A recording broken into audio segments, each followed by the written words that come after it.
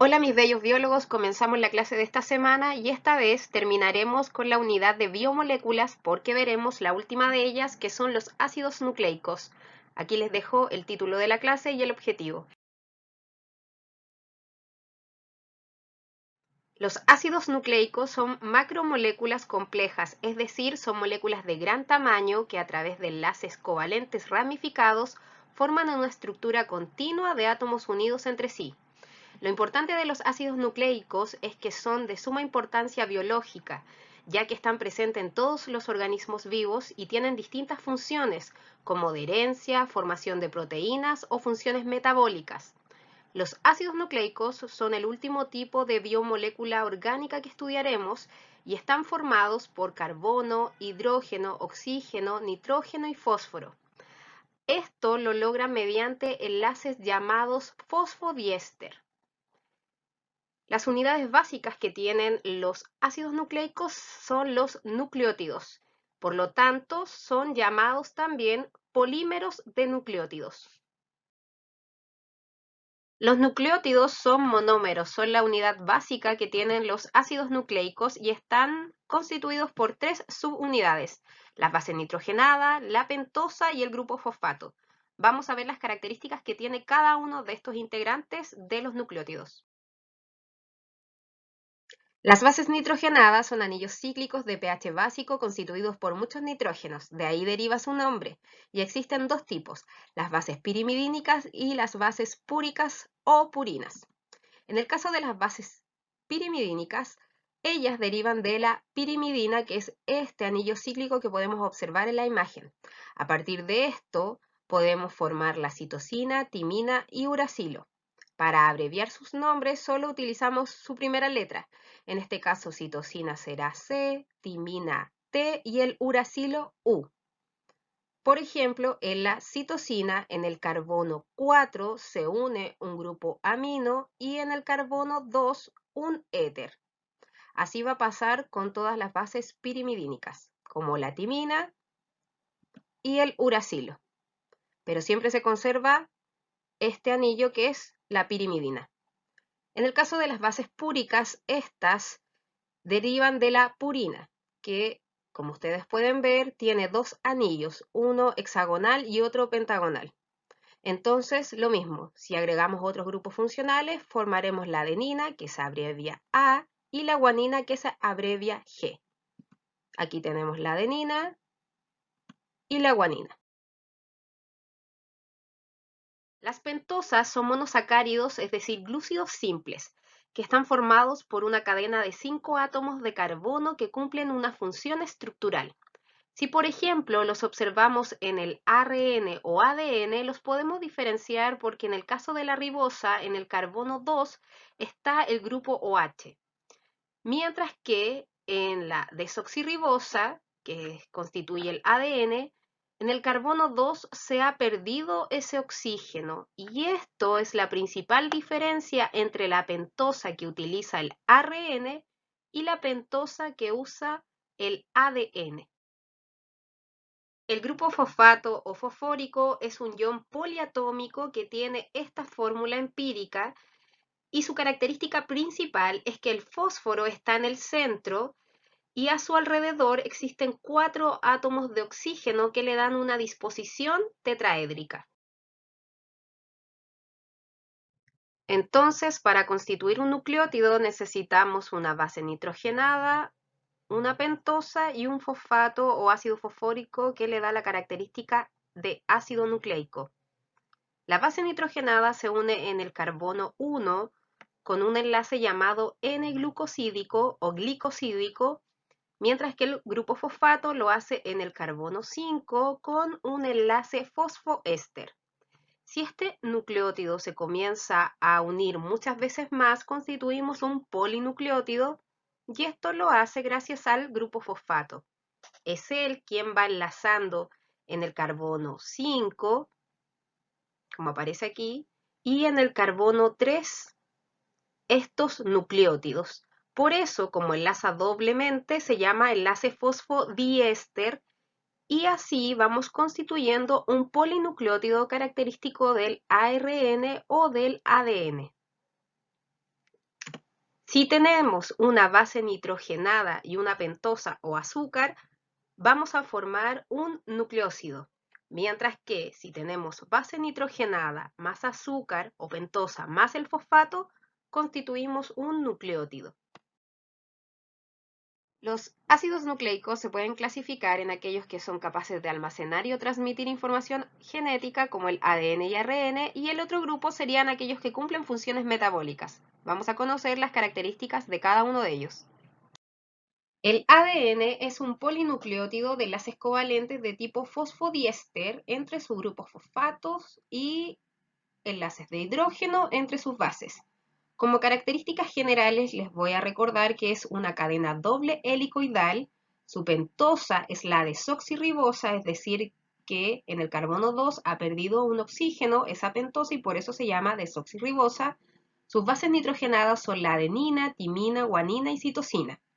Se encuentra en el núcleo y desde ahí no puede salir. Está presente además en el cloroplasto y la mitocondria.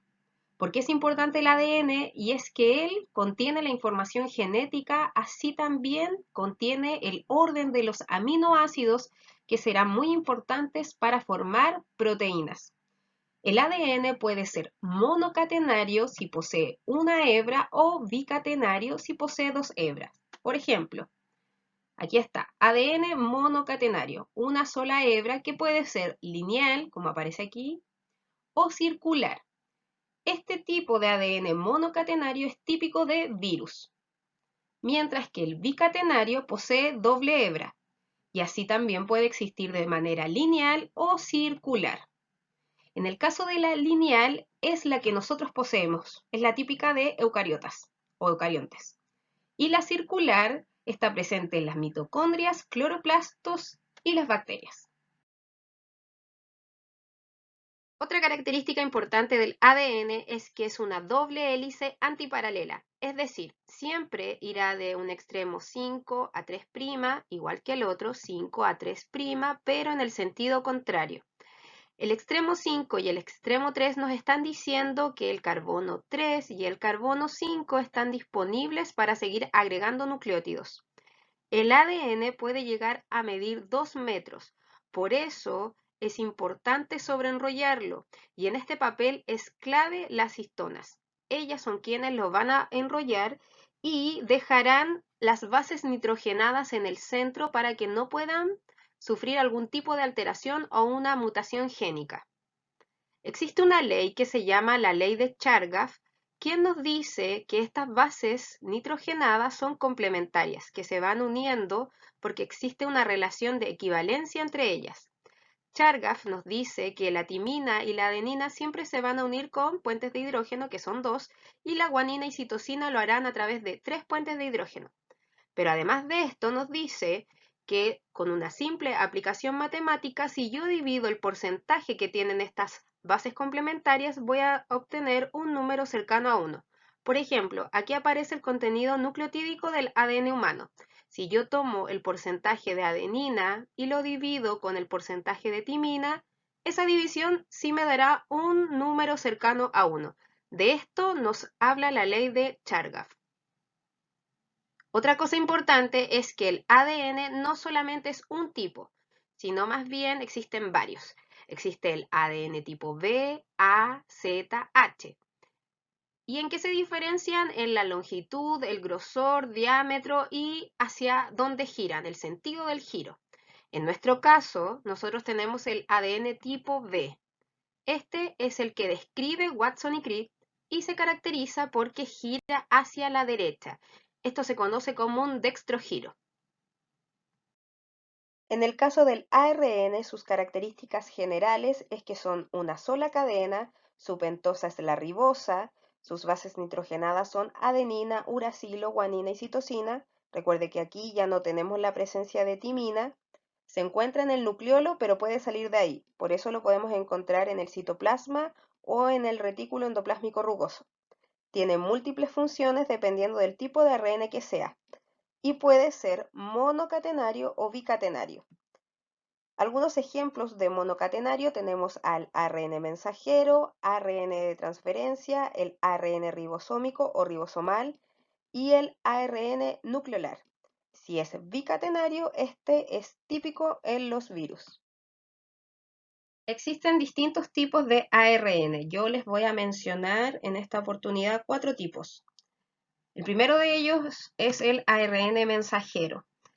Como ustedes ya deben saber por biología común, el ARN mensajero nos ayuda porque gracias a él sale la información del ADN. Es decir, el ADN está en el núcleo, contiene la información genética y la tiene almacenada, pero es gracias a la copia que sacamos de este a través del ARN mensajero que puede llegar hasta el citoplasma con esa información que necesitamos, por ejemplo, en el caso de formar una proteína.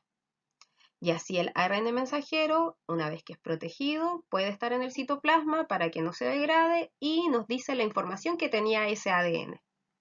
El otro tipo de ARN es el de transferencia, que ya está aquí indicado porque nos va ayudando a cargar los aminoácidos.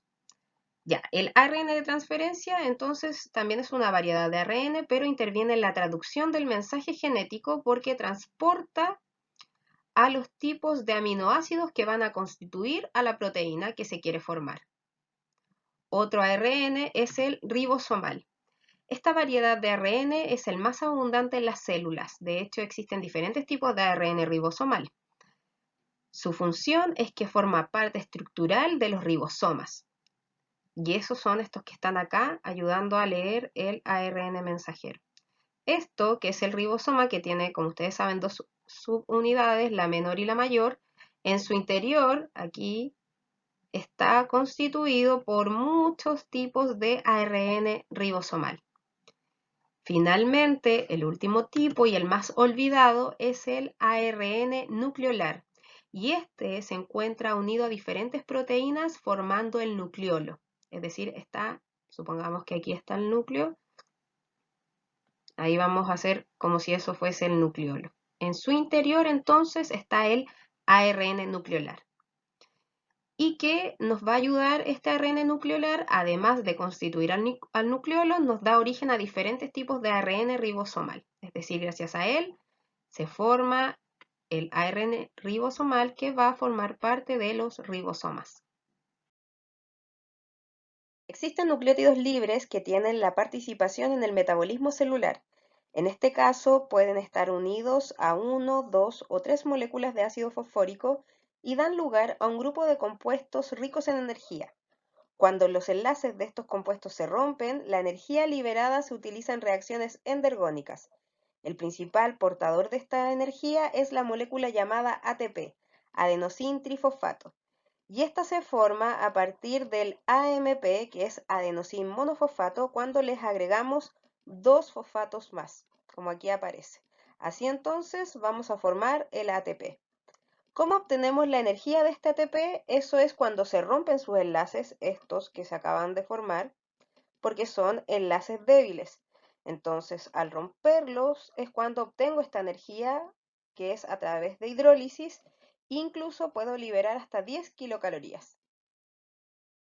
Los mensajeros intracelulares son mononucleótidos y estos actúan cuando existe en la membrana plasmática un ligando o una señal que va a activar a una proteína y eso desencadena el actuar de mensajeros secundarios, que también se les conoce como mensajeros intracelulares.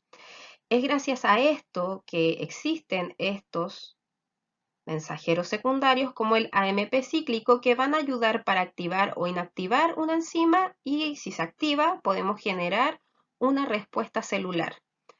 Aquí aparece el más típico que es el AMP cíclico que está compuesto por una base nitrogenada, una pentosa con su grupo fosfato.